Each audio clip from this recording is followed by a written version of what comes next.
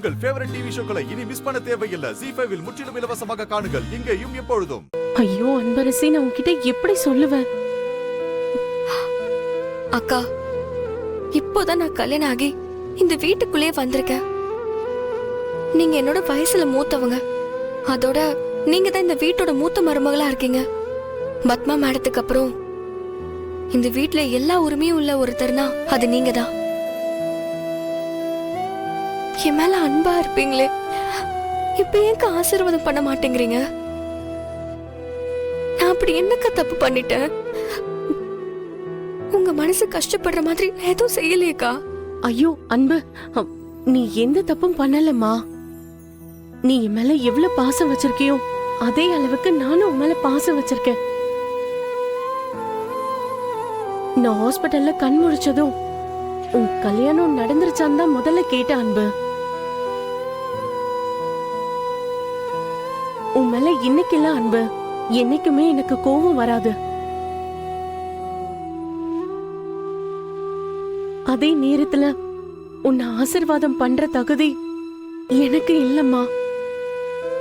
நீ இந்த வீட்டுக்கு வாழ வந்திருக்க, உன்னால இந்த குலம் தலைக்கணும். நான் குழந்தை குட்டின்னு சந்தோஷமா பெத்து வாழ்ந்திருந்தா நான் உன்னை ஆசீர்வாதம் பண்ணிருப்பேன்.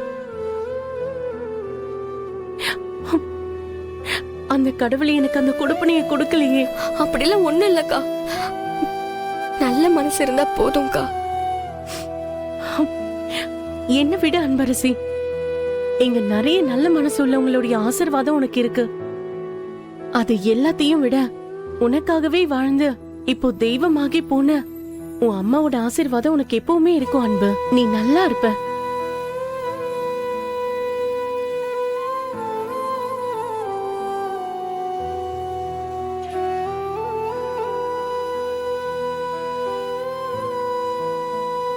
வா அன்பு, கூட்டிட்டு வாடா.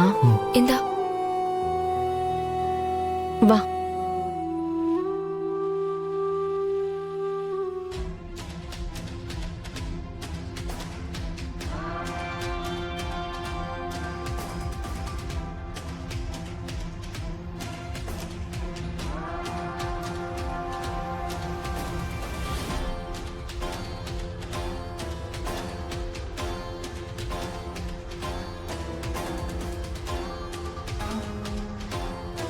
இந்த வீட்டுக்குள்ள நீ வந்ததுல இருந்து உன்னை நான் அசிங்கப்படுத்த செய்யற ஒவ்வொரு விஷயத்துல இருந்தும் நீ தப்பிச்சுக்கிட்டே இருக்க. ஆனா இப்போ நீ அசிங்கப்பட போறது உறுதி.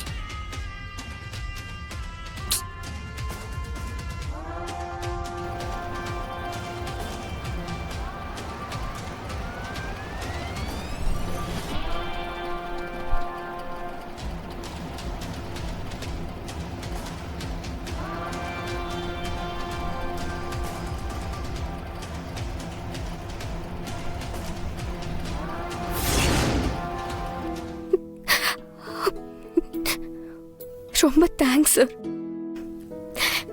எங்க அம்மா எப்பவும் சொல்லும், நாம சம்பாதிக்கிற பெரிய சொத்தே நம்மள உண்மையா நேசிக்கிற 4 பேரை சம்பாதிக்கிறது தான்.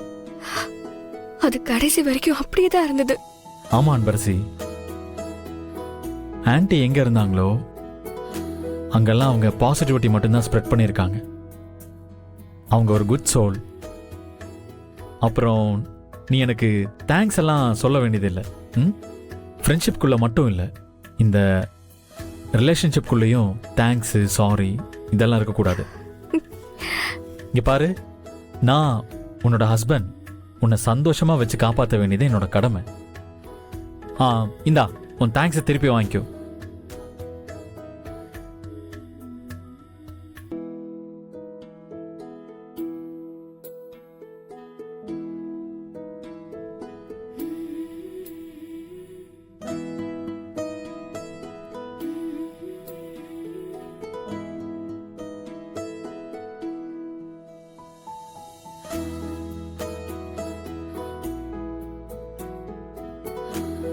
இந்த நிமிஷம் இந்த உலகத்திலேயே அதிக சந்தோஷமா இருக்கிற ஒரே ஆள் நானா தான் இருப்பேன்.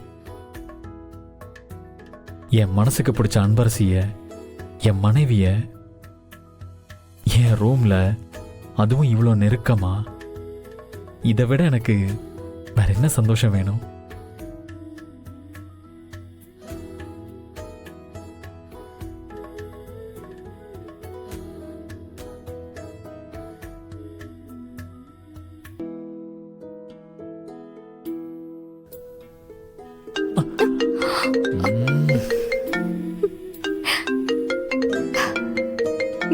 ஆ, இந்த நேரம் பார்த்தா கால் பண்ணுவாங்க. ச்சே. ஆ, ஒரு நிமிஷம் இரு, பேசிட்டு வந்துடுறேன். ஹலோ,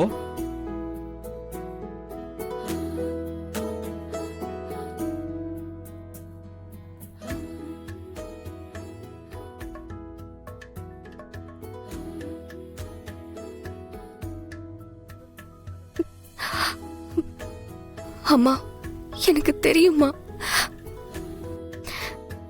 நீங்க தான் எங்கேயோ இருந்து என்ன பார்த்துட்டு இருப்ப. என்னால அது உணர முடியுது. நமக்கு பிடிச்சவங்க நம்மளை விட்டு போனதுக்கு அப்புறம் தான் அவங்க அருமை தெரியும்னு சொல்லுவாங்க. அது எவ்வளவு உண்மைன்னு எனக்கு இப்பதாம்மா தெரியுது. இங்க நான் சந்தோஷமா இருந்தாலும் அம்மா இல்லையே இதெல்லாம் பாக்குறதுக்குன்னு தோணுது. கஷ்டப்படும் போது அம்மா இல்லையே இந்த பிரச்சனையை தீர்க்கணும்னு தோணுது. வாழ்க்கை எவ்வளவு சந்தோஷத்தை கொடுத்ததோ அதே அளவுக்கு துக்கத்தையும் கொடுக்குது. அம்மா, இனிமே நீ வெறும் போட்டோ தான். என் நினைவுகள்ல இருக்கிற நீயும் இன்னும் கொஞ்ச நாள மறந்தே போயிருவ. உறவுகளுக்குள்ள இருக்கிற அன்பு, உணர்வு, பாசம்னு எல்லா உணர்ச்சியும் மரணத்துக்கு முன்னாடி தோத்து போயிடுது. இருக்கும்போதே உறவுகளை கெட்டியா புடிச்சுக்கிட்டு சந்தோஷமா இருக்கணுங்கிறது தான் நீ எனக்கு சொல்லி கொடுத்த பாடத்திலே பெரிய பாடம். நான் இனி அப்படிதாம்மா இருக்க போறேன்.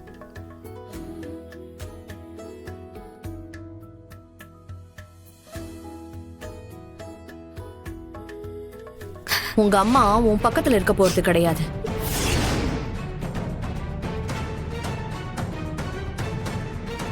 உன் பக்கத்துல இருக்க போறது நான் தான்.